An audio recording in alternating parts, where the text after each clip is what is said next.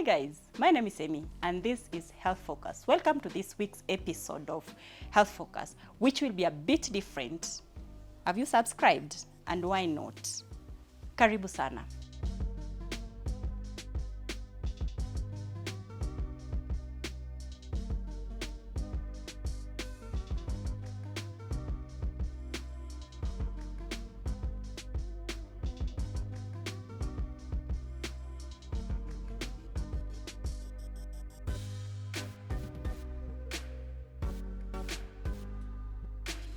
In today's episode, we are going to talk about our own journeys with cancer. As I told you in the previous video, where we were talking about how to prevent cancer, at least in every single family, there is a history of cancer. If somebody has not died, somebody is on it, or you just know someone. It doesn't have to be a close person. So today we are talking about our personal stories. On set today, we have Jackie and Turi as our guests, who are going to give us their personal stories concerning this chronic condition called cancer. And I would like us to begin the introduction with Jackie. Hi everyone, my name is Jackie. It's my story, and I'm a mother, I'm a sister, I am married, and today I will let you know more about my story. Thank you, Jackie. Then let's know Turi. Hi everyone, my name is Turi. I'm going to talk about my small brother, and I am also a mom, I am a wife, and I am a researcher. Thank you. And for those who do not know Emily, Amy is a professional nurse. I love media. My personal story is about my mother, who was diagnosed back in the year 2010, 2011. And that case, we are going to learn about how the journey was and now how the interest of talking about these issues was birthed in my own self. Before we begin talking about so many things, let's get to hear how the initial diagnosis, Turi got to know that her small brother has cancer. Turi, please tell us. So my small brother had an underlying condition, and he had what you call a lesion, like a small wound on the head because of a previous condition. And so he met a visiting doctor, and when the doctor saw the lesion, it was very tiny. It was like 1 centimeter in diameter. When he met a visiting doctor, that doctor immediately could tell that maybe that lesion was cancerous. When he was sent there and they did the biopsy, then they confirmed what he suspected, that he had squamous cell carcinoma. What year are we talking about? This was 2018. Yeah. So the diagnosis was done after the biopsy? Yeah, so like I said, he had an underlying condition. So as early as when he was 1 year old, he already had a wound on his head. So the wound closed after a year of dressing and medication. And for about 17 years, he was okay. The wound was closed. It was like how you, like after you get a burn, how the entire wound closes. So it was okay.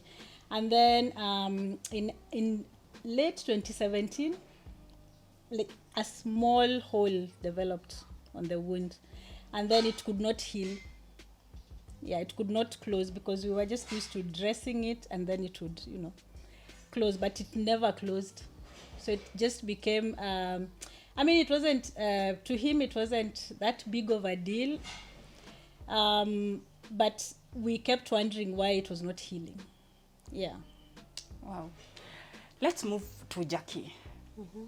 Tell us the journey to diagnosis. I know we've talked about this, but in a summary, the journey to diagnosis. Okay, so I was born in the lakeside of Kisumu.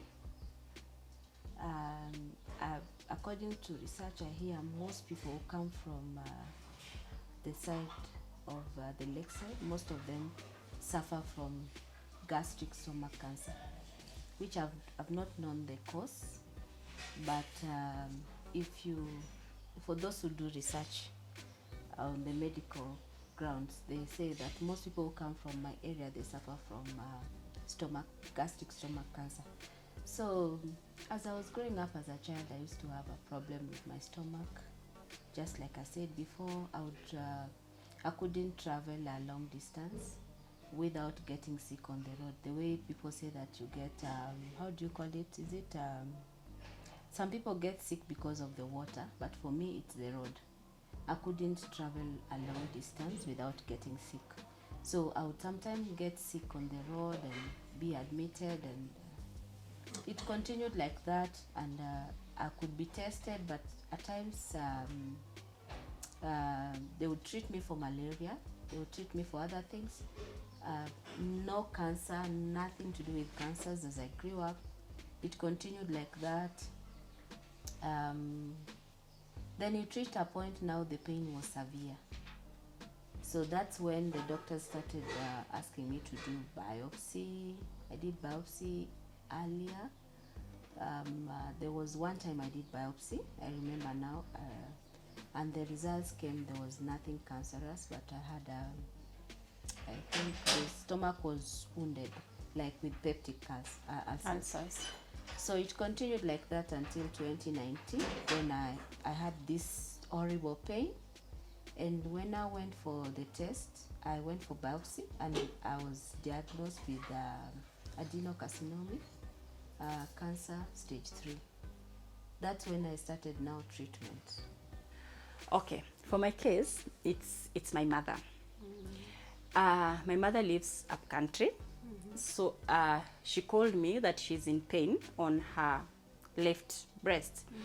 I asked if she can feel anything inside. She told me everything is just hard. So being in the medical line, I asked her what has the hospital said about it. She told me it's an infection. There is a shosho around. The shosho is grandmother who has put some herbs on it to make it cool down. So I told her, please take the first bus to Nairobi, because my feelings told me this might be cancer. I don't know, like it was so strong. I told her, take the next bus to Nairobi. She came to Nairobi to take a small biopsy and check if it's cancerous. And it was done, then we went back home. 2 days later, I went back for the results. And there is that tendency of, it is sealed, take it to your doctor. I took that envelope, I opened it. I just sat down at the reception, opened it. I looked at it, I didn't even see anything. I only saw stage 3, breast cancer. That's what I saw. I cried. I didn't know who to tell. I don't know how to go back home. I saw death.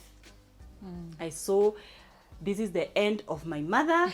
This is the end of life. I had nursed patients with breast cancer. Like, I mean, I've not seen any coming back to life. I know it's chemo, radiotherapy, death. I mean, in my head, I began planning how life will be, because she has left. So that's why I keep on asking. I would like to know, how was your reaction when you were told you have cancer? Me? For me, when I was told I had cancer, I remember that day I got my results from German Center. Then I was to take it to the doctor. So when I took it to the doctor, already had assumed it was, because every time I was sick, the doctor would tell me, you know, this can develop to cancer, you know, this can develop. So I was just imagining that it could be, because the pain was horrible. So for me, by that time, I think my mind was prepared, but it didn't sound to me like it was a death sentence. Yes, because me had seen God do for me many things. He gave me a baby after waiting for 9 years in marriage. So I've seen God do many things. I was stabbed by a knife in the market and I survived. So I was I placed my hope in God. It didn't really make me feel like this is the end of it. Yes. Let's hear Tori's case when she was told that her brother has cancer. So when the visiting doctor mentioned that it could be cancer, my first reaction was disbelief. Like, no, it cannot be, because he already had an underlying condition. So it was like, and it was almost like now he was going to have a definite end, like a terminal illness, because the underlying condition we could manage, and for years we had managed. But now, yeah, for me at first it was disbelief, and then when the results came, it was a strong resolve. We are going to beat this, like, because when I hear your stories, you guys say that you were told the stage at which the cancer was. For my brother's case, there was no stage. There was no staging.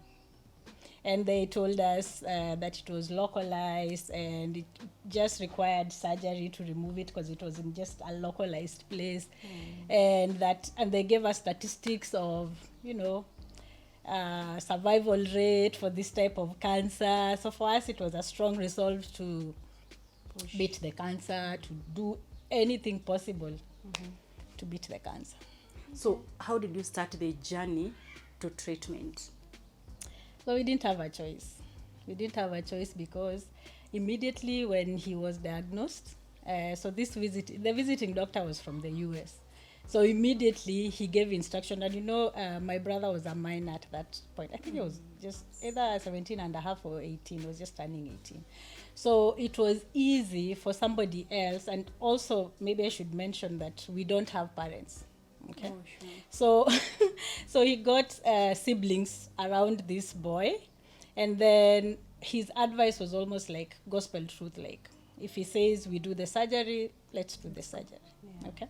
So immediately we got the results, they swung into action. They said we have to look for a plastic surgeon because it was, they were thinking about grafting. And then because it's in the head, they had to look for a neurosurgeon as well, and then an oncologist.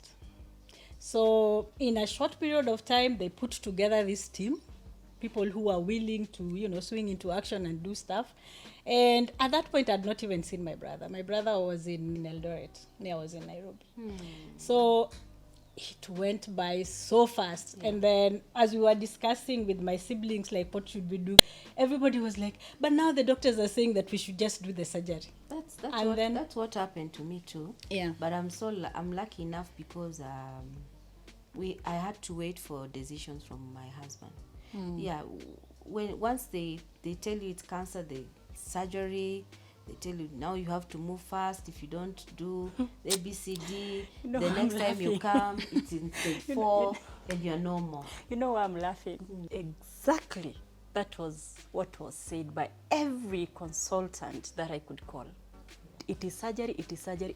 There is no time to breathe. You can't waste any time. Yes. There is no time to happen breathe. Immediately. And I think also once you are told you have cancer, there's I don't know, I can call it that demon, because you get so sick. Me, I got so sick. It's a shock. I got so sick I couldn't eat. I couldn't even take water. These simple things that people take for granted. I couldn't move. I was so ill, and the first thing that they did to me, they gave me a painkiller that I slept for so long in an empty stomach. After the diagnosis? Yes, because I was in too much pain. And now that they have known that it's cancer, and for your first time to take tramadol, I slept for 24 hours. This is a stage I would like to even ask. Who takes care of the people bearing the news? No one. Because everybody assumes that you should know what to do. You should carry this envelope of CT scans and ultrasounds and... First of all, when they give it to you, you don't know what is in it. Yeah. And when the doctor looks at it, he gives you a summary. This is this and this and this and this. It does not take you through the, I don't know. Counseling. Yeah, I think it should be like a counseling before, or I don't know, they just break or just the call news. somebody, because Yeah. like me, I was alone. Yeah. So maybe just call maybe a relative or someone to be with you there. Even if you are alone,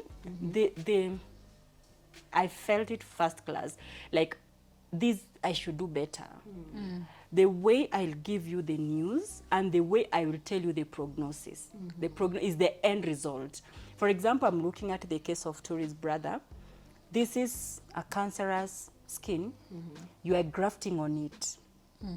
Has it healed already? Has cancer gone before you graft on it? And it is very fast.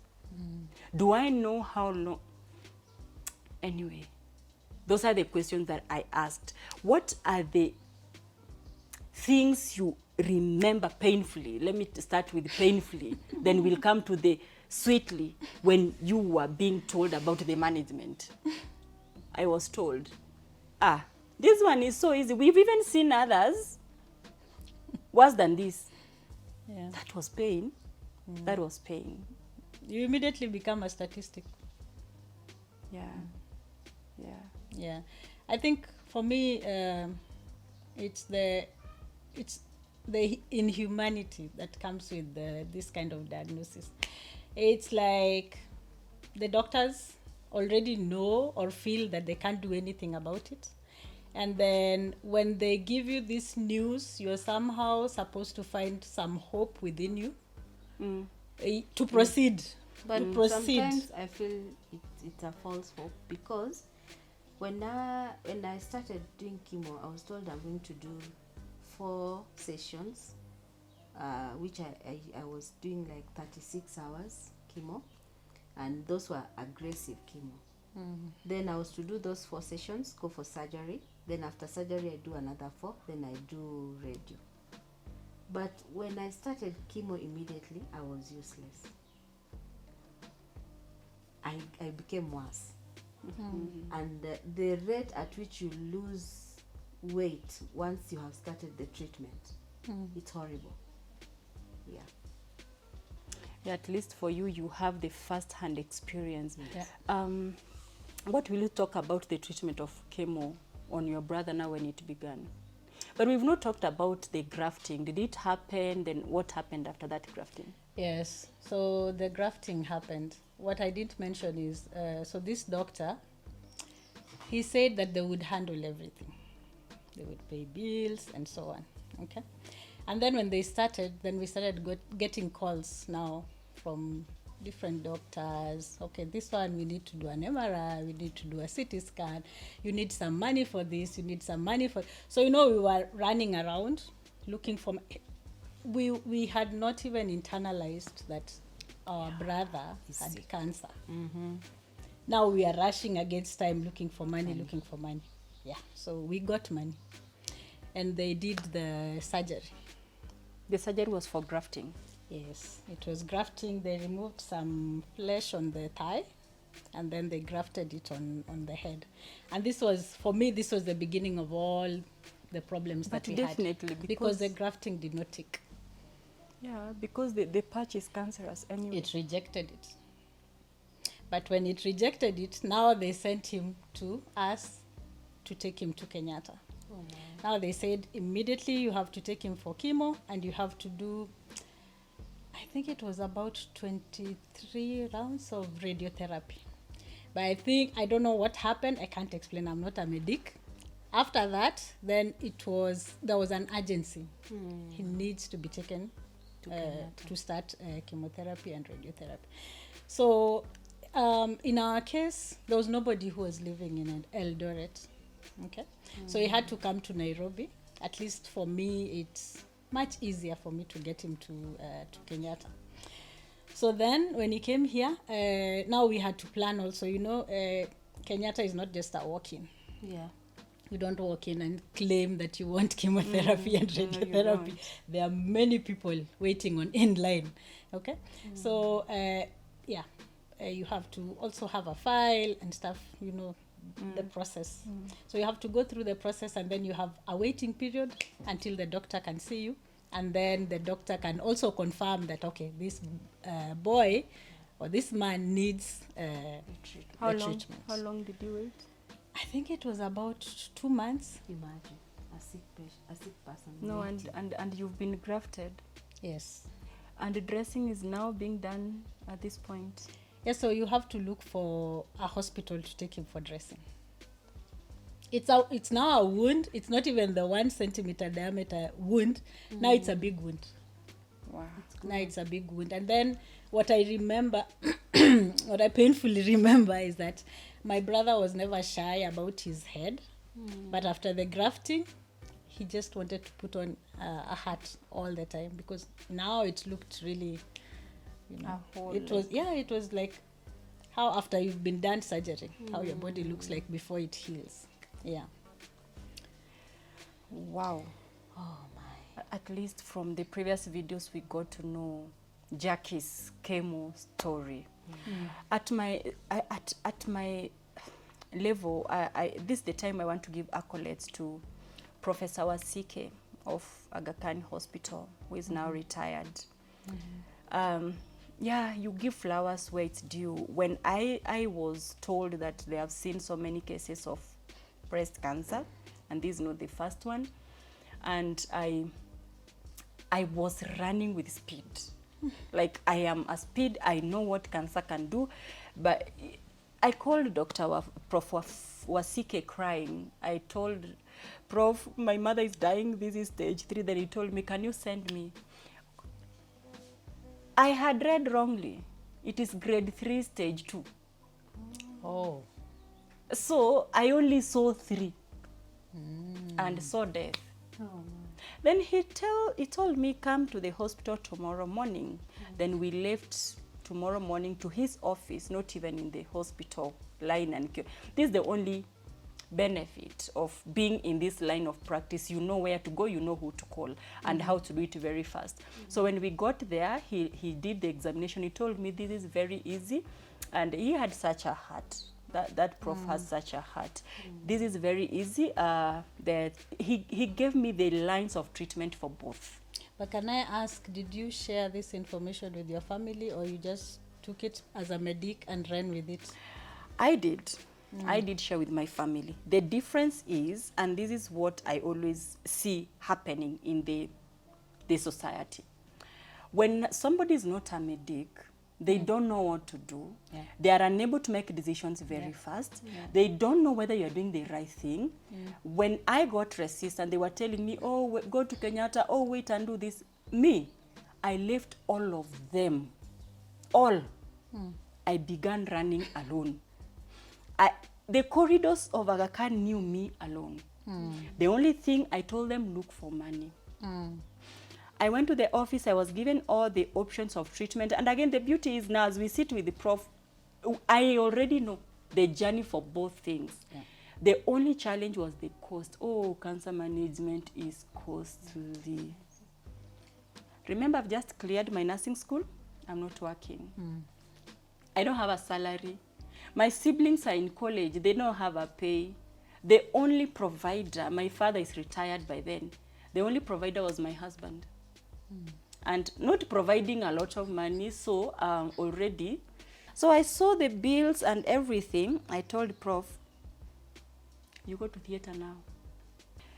Thank God again for the facility. It has some mechanisms of enabling people who don't have to be treated, and we were treated. We were treated. Surgery is done. We were meant to do partial mastectomy, but it was coming to 1.5 million shillings. We couldn't do it. So we go for the total removal. Before biopsy, it was stage 2. After biopsy, it started running. So we went to theater, it was done. Limbs from the armpits, the whole breast was removed. The bill is 800,000 shillings. We have 40,000. How do you get home? Your patient is here, you can take this patient home. Hey, thank God again. You take the title deed, which no longer is it's no longer accepted. They no Oh. longer accept those things. Who wants title deeds? Who is going to sell shambas? Nobody wants to do business of selling shambas in a hospital. We took the title deed. Ake was crying in those offices. I cried until I could cry no more.